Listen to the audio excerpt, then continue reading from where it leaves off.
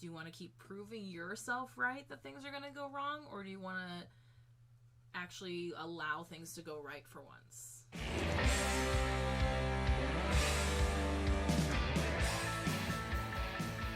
Hey y'all, welcome to Meryl's Mystic. I'm Meryl, and I empower witches, bitches, and dudes to complete themselves in order to have healthier soulmate relationships and more purpose-filled lives. And today we're here to talk about Aquarius season. Aquarius season will be beginning the evening of January 19th, and it goes until February 18th. Now, Aquarius is our fixed sign. It is the oldest air sign, so they are considered more emotionally evolved than the other air signs. They are also the only air sign that is not a dual sign. Gemini and Libra, being the other air signs, are both dual signs, and Aquarius is not. They are more fixed in who they are. They are known as the philosopher, the humanitarian, and the alien of the zodiac. And Aquarius season comes after Capricorn season because Capricorn season really helped give us some more structure, some deeper structure in our lives. And Aquarius is great at being unapologetic and being completely themselves. And so Aquarius season, it helps us solidify the things that we've established in Capricorn season, but it does it in a way that allows us a little bit more freedom to really embody those things, and doing it in such a way that serves you completely, and in a way where you're not concerned about what other people think about you making these changes or carrying out these new priorities and habits, or continuing to be committed to the things that you want to be committed to for your own reasons and not for anybody else's. Now, Aquarius is known for being very unique, and they can also be a little bit more accepting of others than a lot of other signs, but then they also have this way of being unwavering a lot more than the other air signs, where a lot of air signs are kind of known for being flaky.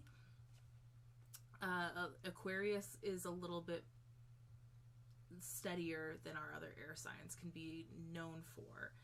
They're accepting in such a way, though, because they just want to be accepted for who they are. They don't want people to ask for them to change. They will change when they're ready. They know how to change, and they know what they're doing, and they're really one of those personalities that only needs help. If they need help, they come and ask for it. They don't usually take unsolicited help or advice.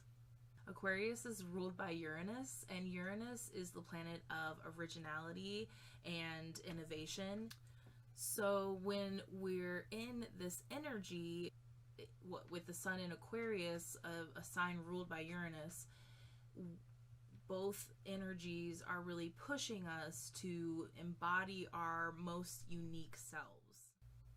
The big theme is acceptance, allowing, so really just letting this Aquarius energy help you in all sorts of different ways, and kind of just accepting where you are, accepting things just kind of are what they are. Things are happening for you and not to you right now, and letting yourself just be yourself, okay? And that's part of why today I decided to wear whatever the fuck I wanted. Because I got this cute new pajama set, and it has a cute headband, and they're the most comfortable piece of clothes I have. And I was like, how perfect for Aquarius season. This is what I want to wear, and I'm going to do it, and I'm going to do it in the best way I can, and I'm going to do it the way that I want to. And that is really the energy that Aquarius season brings to us. So a couple other highlights. Mercury in retrograde will begin full force on January 14th, and it will be in Aquarius through February 3rd, when it will go direct back into Capricorn. And then we'll be in the post shadow for most of February. So this is really going to bring up because we were in retrogrades in the air signs last year, this is really going to bring up any things that you thought you resolved during the last year's retrograde. This is kind of like the last hurrah of working through some issues or problems or old habits or just old pieces of yourself that no longer serve you, to really let go. So you might be noticing already that you're starting to, think about mistakes that you made in the past or ways that you were wronged in the past, and you might be having a hard time with like racing thoughts about all these things that you cannot go back and change. And and a lot of these retrogrades, especially this one in Aquarius, is about just acceptance of what the past was, and allowing that to help you appreciate how it's led to who you are now. Because who you are now is who you're supposed to be. And whether you're working on yourself or not, who you are now is who you're supposed to be. And a part of that is also just like being with yourself and being in yourself and allowing yourself to just be yourself. Just be, okay? So we're letting it go and we're letting it be. The new moon in Aquarius is on the evening of January 31st. And then the full moon will be at the end of Aquarius season on the morning of the 16th. And that will be in Leo. So we're still experiencing really being kind of marinated in this energy, in the seasonal energy, up into the very end where we get this exclamation point of opposite energy.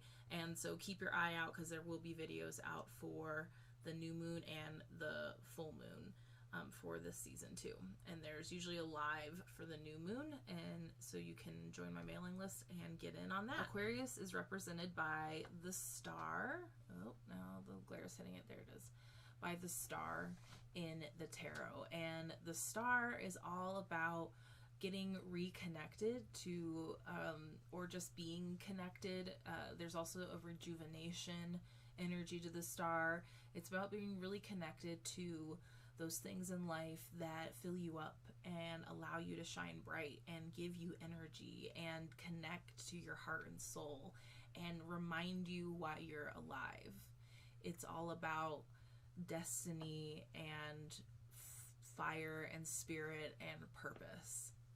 And in that, it has a renewal, rebirth vibration of the feeling of when we do reconnect to these things that light us up, to the things that we feel like we are drawn to do in this life and the things that we are meant to do in this life.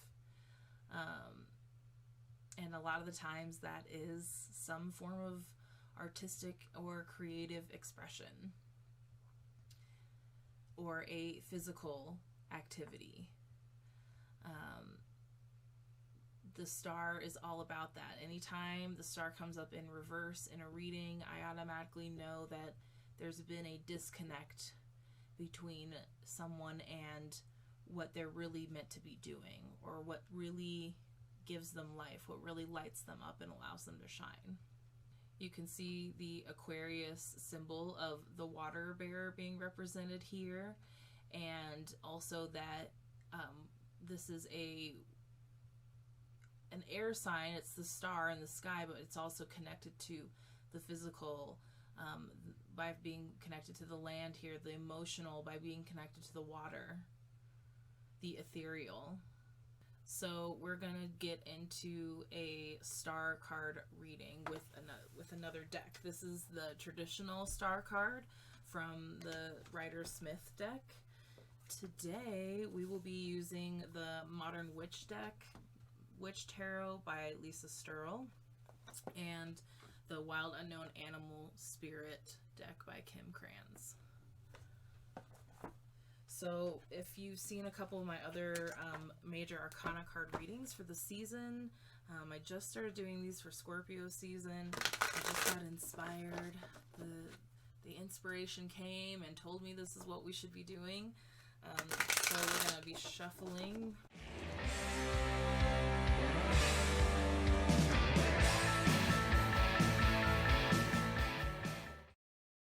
And then we're actually going to flip the deck over and look for the star card. And it's always usually near the bottom. Let's see.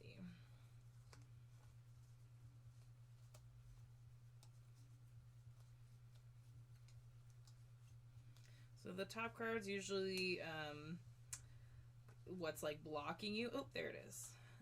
From being connected to this energy. And then the bottom card is what's like the deeper lesson that needs to be looked at in order to connect to this energy. So I got through and found our star card. So the card in front of it was the 9 of Swords in reverse, and then the card behind it was the 4 of Cups in reverse. This is very interesting, and I love that we have some air, some cerebral energy, and then with the 4 of Cups we have our emotional energy. Like we were saying, that we are being connected, and I love that the star was already upright. We were being connected to all of these elements through this energy. So the 9 of Swords is very much comes up when you're having bad dreams. So again, with that like racing mind, thinking about things from the past, thinking about ways you've wronged others, thinking about ways that you've been wrong, thinking about mistakes, humiliations, and having that racing mind that's like keeping you up at night. And with it in reverse, there's still some leftover energy from the 8 of Swords, which is about like trapping yourself within these mindsets and convincing yourself that there's no other option, or that there's like no other thing you can do but just like keep awake and let your mind take over. That I feel is the big block that is not allowing you the time or energy to connect with things that you're really supposed to connect with the things that like light you up and remind you why you're alive, because you're lying awake at night just thinking about all these things that can't be changed, and allowing your mind to take over and to rule. I keep hearing like into like you're letting it be your ruler, you're letting it rule you. And you have to realize that you are more than just your mind. Your brain is a computer that is just like firing off synapses without your control all the time.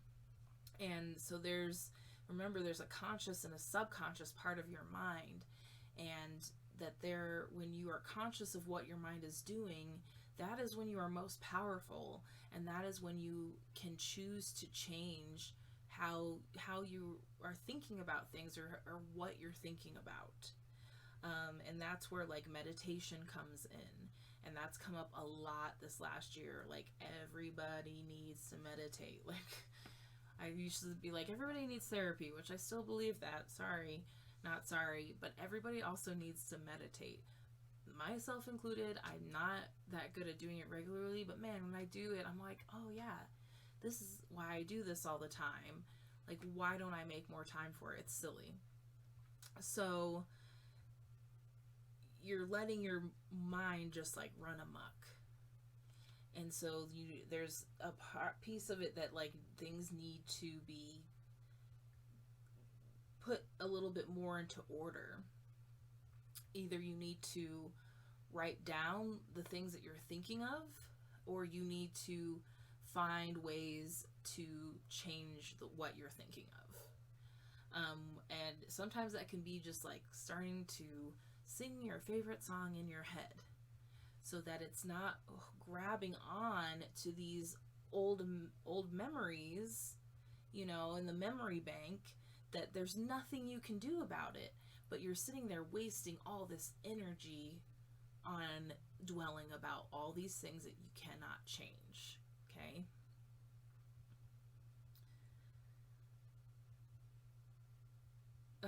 Another good thing would be to do, especially if this is happening right before you're sleeping, is a guided meditation app. There's lots of good ones out there. There's free ones out there. There's guided meditations on YouTube. Something that can, especially if you're just starting off with meditation, if you need some guidance, reach out to me, because there's tools that I use before I go to bed. There's meditations that I run through in my head that help me wind down and fall asleep and help me turn my brain off.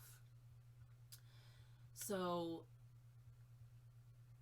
it's just something to help you start to kind of rewire your patterns. And this is probably something that you've struggled with for a long time, and that these things are coming back up. They're coming back up this year. And if you stick with me till the end, I will tell you the main tool you need to get through all this stuff that will help you change that, okay? So what is the deeper thing here that the star energy is bringing you, the deeper lesson of why it's so important for you to connect with these pieces of you, these really important pieces that might, the thing about it too, I should have said earlier, is that these are not always necessarily pieces that fit in with society's expectation of you, of people in general. These are not a lot of the time the things that bring in income. They are not the things that, are necessarily at school or at work or within this human-made structure that we all preside in. These are the things that we've been taught. You don't have time for that because you have responsibilities. And if you have the privilege in this life to have some extra time, you should take advantage of that. Otherwise, you're wasting an opportunity to better yourself in a effortless way. Because no matter if you do it, if you enjoy it, you benefit from it. And when you benefit from it, your ripple effect becomes greater and more positive. You benefit, then others are benefiting from you. And then you're making change in the world.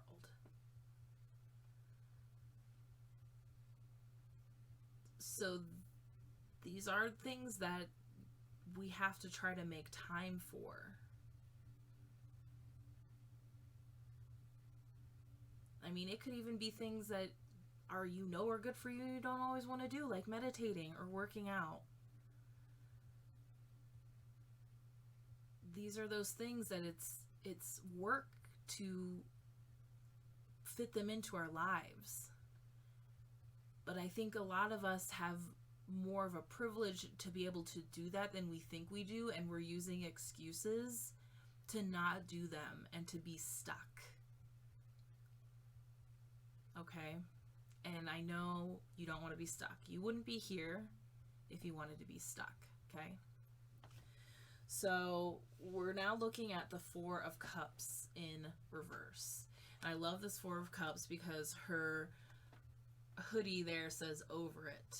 Over it. She over it. She's not even looking at her phone. Phone looks like it could be even ringing at her, and she's just like, I can't. I'm not. I love this too because I almost wore mint color. She's got mint color lips. I almost wore some mint color lips, so it wasn't working with the look. So the Four of Cups on its own, and I feel like it's kind of this is one of those cards that it's like on its own or reverse. You're missing something. You're so focused on, and oh man, you know what the difference is this time? I just got it. So on its own, it's like you're so focused on how you want things to go that you're missing the gift here. But because of what is happening in this Nine of Swords, what's happening is that you're focusing on all the ways that things have gone wrong. That you can't even recognize that there's like a helping hand trying to pull you out. Like, well, or you can't even see that there's another opportunity that could go right. It's like, well, might as well not try because this went wrong, this went wrong, this went wrong. Why even try? Because something could go right. Do you want to keep proving yourself right that things are going to go wrong? Or do you want to actually allow things to go right for once? And work through some of these things instead of just wallowing in the spilled milk. Do you want to actually like pick it up and look at it for what it is in order to move forward? Because you are over it. We all get to this place sometimes with things where, and I've definitely been feeling it in the end of Capricorn season when I'm recording this, and it's that like imposter syndrome and that all those seeds of doubt that it's just like, if you really wanted to, just like if you really wanted to prove you were right, you could. If you really wanted to prove to yourself that nothing goes wrong, nothing goes right, you could sit there and pick out all the times in your life that things didn't go right and be like, see, nothing ever goes right.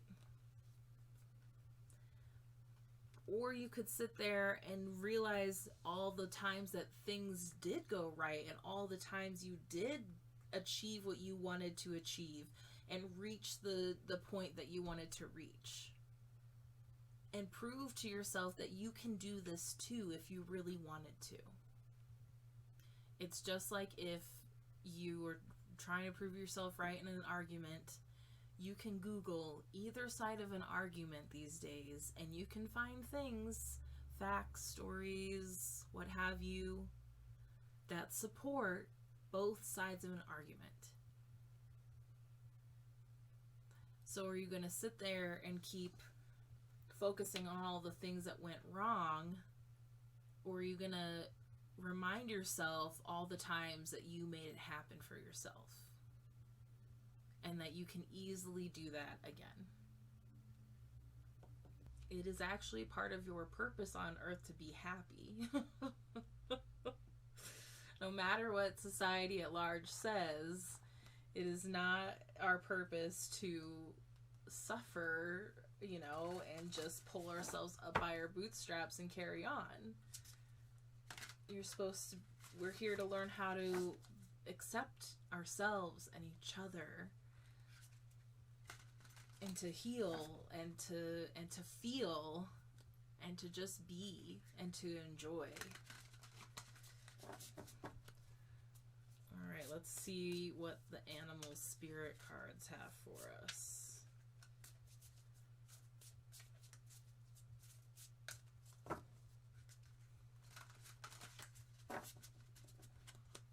I kept seeing this peacock.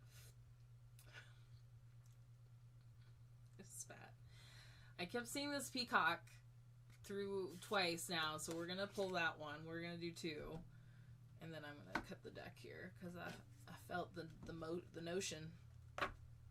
You got the notion? Oh, so we got peacock and unicorn. It's so funny. I just got these cards, and I've done like 10, at least 15 to 20 readings with them, and I've pulled the unicorn so many times already. I think that's hilarious. And that peacock just like it was the only card I could see. It kept peeking out. So, and then it showed up on the bottom. So we're taking the sign. taking the notion. Peacock is an air energy, which is perfect for our air season. Let's see if I can find it in here. There we go. Peacock, inner beauty, compassion, assimilator of anything. The beauty of the peacock is unrivaled. It's easy to think it comes from the plumage, but the secret of the peacock is that the beauty resides within and extends outward indefinitely. This adept creature can assimilate or digest all experiences in life, so it does not harbor resentment, conflict, or past pain within its psyche. Hello. The peacock type is extremely rare. Not many of us have reached this advanced level of acceptance of the self and others. When in balance, confident, kind. When out of balance, can't digest situations. To bring into balance, meditation on navel. Maybe they mean your sacral chakra. But hi, I have not read the peacock card, and it just kept peeking out at me. Peacock, and it said exactly what we've been saying. We haven't, and it's really hard to reach this, but it's like those baby steps to help it be better. It's not, there's no like fix of these things. They're practices. Sometimes when my brain's just doing whatever, and even my meditations haven't worked, I still do a good night meditation that my mom taught me when I was a kid, before I even realized what she was teaching me. Is starting at your toes and telling each part of your body good night. And some nights I'll do it and I'll actually thank my whole body for being my body, you know? Like, good night, toes. Thank you for everything you do. Good night, feet. Thank you for carrying me around. Good night, ankles. Good night, calves. Good night, shins. Thank you for helping me walk around and get places and dance. Good night, knees. I love you. Like, sometimes I just say goodnight to in my head while I'm laying there. And I hardly ever get through 2 rounds. Like, I can usually get through 1 round, and then I start over again. And sometimes I catch myself. Sometimes halfway through, my brain again will start like, and I'm like, wait. That's not what we're doing. We're saying goodnight. And then usually I never make it through 2 rounds. Hardly ever do I have to do 2 whole ones. I fall asleep. So that's, hopefully that will help you if you're watching this. And that's not even the tool that I was talking about. We're getting to the tool. We're into the one thing that you can access all the time. And some of you probably know what I'm talking about already. Now let's read the unicorn first. So the unicorn is a spirit card. It's for your 3rd eye. So a lot of meditation references. Reconnecting to higher wisdom or divinity. It's difficult to see, hear, or think of a unicorn without immediately questioning if it's real. Did they ever exist? Perhaps long, long ago? The mind answers maybe, or it could be, or no way. This very contemplation explains our relationship with divinity and encapsulates our wavering belief in the unicorn. We wonder what divinity is. We wonder where intuition comes from, and if we can really trust it. We think about a higher power, and our mind hesitates between yes, no, and maybe.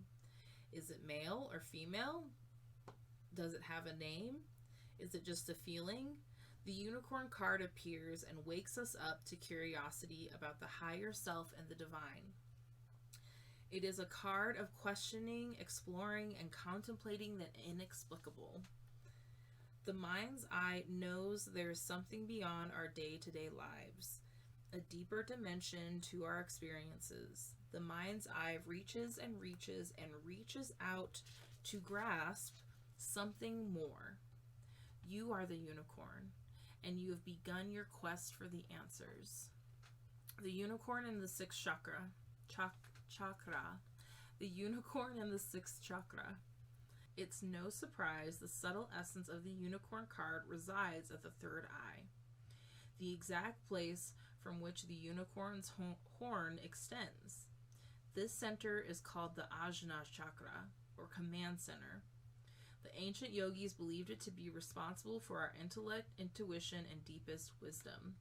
Some say our two eyes see the past and present, while our third eye peers into the future. Well, those were perfect, weren't they? So, on review, meditation practice. Give yourself time.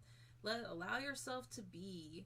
Remind yourself it's not going to be perfect right away or every time. We're in this together. I am here if you need anything else. The one tool that you need to get through this, remind you that it's okay, that it's just a practice, that you're gonna figure it out, that it's just a moment, is your breath. So right now, take a deep breath with me. In your nose, fill up, hold it, and let it out. Breathe it out. In your nose again.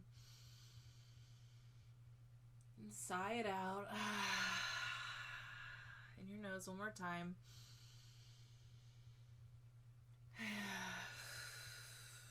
Let it all go. I promise that will bring you back. One deep breath a day. That's all I'm asking for if this is new to you. But make sure that you remember just to breathe. And I promise everything else will fall in line. And that's your general energy and your star card reading for Aquarius season. And I will see you in your tarot scopes. Be sure to watch for your sun, moon, and rising.